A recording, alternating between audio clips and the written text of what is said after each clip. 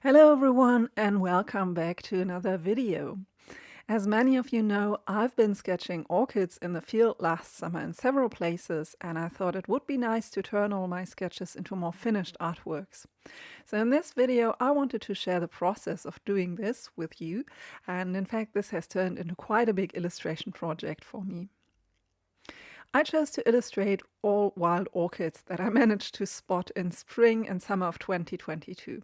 So I found 9 different species, and this doesn't sound like much to find, 9 different flowers, but each one was a really spectacular find for me, because these plants are rare, they're protected, and they only bloom once a year for a few weeks. And my trips took me to local protected areas that are known for wild orchids. Where I live in Germany, there are many calciferous dry meadows, and these are ideal for these plants. Most wild orchids bloom in spring and early summer, and after that the areas are often used for grazing with sheep or goats. And this helps to keep the land free of bushes and trees, except for some juniper bushes, which is important for this particular habitat. So the plants need open land to grow and to bloom. And you could say this is a mixture of man-made and natural landscape, an example of how land was used historically. And it also shows certain plant communities were able to find their niche. And often, or almost always, I should say, these orchids are also in symbiotic relationships with other fungi in the ground. And most people who have tried to dig the plants out and transplanted them into their garden noticed that they didn't grow anywhere else. So, of course, ripping rare plants from their wild habitat is not allowed, but people still do it, and in some areas, the specific places where you can find orchids are kept secret because of this stupidity. And there are also flower photographers who trample the flowers in order to get a good shot. And yeah, just people do what people will do. But that means that some species are really hard to find these days. I try to be as careful as I could, of course, not leaving the path too far to get a better view, and making sure not to sit on or trample flowers when I sketch them. So most times I simply sat down on the path and there were enough beautiful orchids around me that I was able to sketch. And another thing too is I also made sure not to spill any paint into these delicate habitats. You can see in the video what my sketching trips looked like, and I've also done some separate videos about these, so you can find these on my channel. And I'm really hoping I can add more orchids to this series over time when I encounter more local species. I really hope I can find new orchids and do more orchid hunting trips in this year in 2023. So I've really enjoyed these field sketching sessions with these particular rare plants. Although when summer came around, it was really unbearably hot in these habitats. Yeah, spring is definitely a nicer time for field sketching in these treeless, hot meadows. There are also orchid species that grow in sparse woods, so let's hope that there will be enough humidity in the earth for them to come out. Let's take a closer look at the illustrations that I made afterwards. So since many orchids have incredibly small flowers, I decided to go really big with my illustrations. I noticed in my field sketches that I often needed to draw the plants a bit bigger than they really were to include the very fine details. So I worked slightly smaller than A3, which was really challenging later when I scanned the illustrations. And this gave me the possibility to work with very fine nibs for the line work. So mostly I used EF fountain pens with waterproof ink and sometimes a fine nib on a pen holder. And with each painting, I went through the same stages. I first started with a pencil sketch that I then transferred onto watercolor paper. Then I inked the outlines with different waterproof inks as I described. Then I painted the orchid with watercolors and just a little bit of colored pencil here and there. And then in the end, I added the surrounding weeds with watercolor. So I tried to put together a typical specimen from my sketches and photos for each orchid to show a recognizable version of the plant with its typical features, similar to a botanical illustration.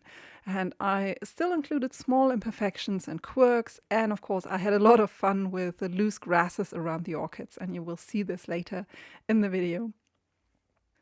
So this was one nice aspect of the self-initiated projects. And this is that I can basically be my own art director and choose how to depict the plants. I wanted to embed the plants in their surroundings and show a little bit of the weeds and other plants that grow around them in their habitat. I've already experimented with this technique in the sketchbook during the summer, and I liked it a lot. So the center of attention is still the orchid in the middle. Its features are more defined and precise, but at the same time, I thought it would be nice to indicate the habitat around it. And I've seen this kind of depiction used by different artists in botanical field guides, and I really think it's an attractive way to give more information about the surrounding plants that you can often find near the flower. In some cases, I sketched a few outlines for the grasses to see how they complement the orchid, but I found that the pencil lines were often in the way of the very soft effect that I was going for. So in a few cases, I simply made the weeds up as I went. And this didn't always turn out perfect, as you will see, but since I'm still in the experimental stage with this technique, this is really fine for me. So overall, I'm really happy how these illustrations turned out.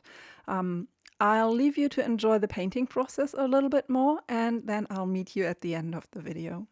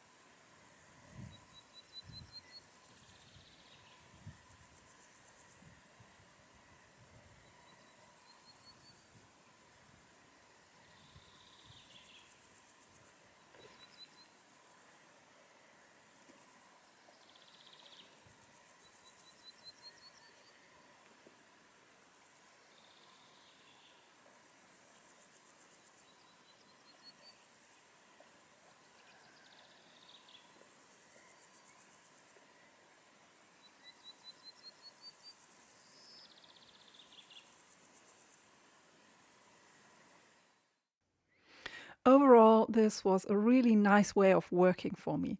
And after finishing the paintings, I scanned each one. And due to the size, I had to scan each painting in two parts and then stitch them together digitally. And gladly, that's almost no problem these days. I was really surprised how well that went. And I also had to correct some colors and the contrast a little bit. And then I went through the arduous task of removing the background to have the flowers stand out on a nice white background. And of course, I didn't film this because it's really, really boring. And my tip would be, if you ever paint a similar subject with lots of small details and you want to digitize it and isolate your artwork from the background, then don't use watercolor paper that's natural white. Instead, use something that is called extra white or high white. I had a few problems with getting the contrast and the colors right with a slightly yellower natural white paper, especially for these delicate background elements, so the weeds surrounding the plants. But thankfully, I used hot pressed paper for this project, since I find that cold pressed paper can be difficult with its more prominent paper structure. And again, this can give you problems during painting and also during the editing process on the computer. All in all, I'm really happy with how the illustrations turned out in the end, and I'd like to explore this particular painting style more in the future. I ended up putting together a whole series of these paintings as art prints. So if you're interested in hanging one of these paintings in your home, you can purchase a print if you like. I will leave a link below this video. I'm planning to add more orchids to this collection as I discover them, so hopefully this will be an ongoing series that I can add a few new flowers to every year. And I'll definitely share my new field sketching trips on my blog and also here on YouTube. As always, thank you for all your lovely comments, likes, and subscribes. And if you want to support my work, you can now also do this through Patreon. And it's your support that will help me to do more projects like this one. Thanks for watching, and I'll see you very soon. Bye!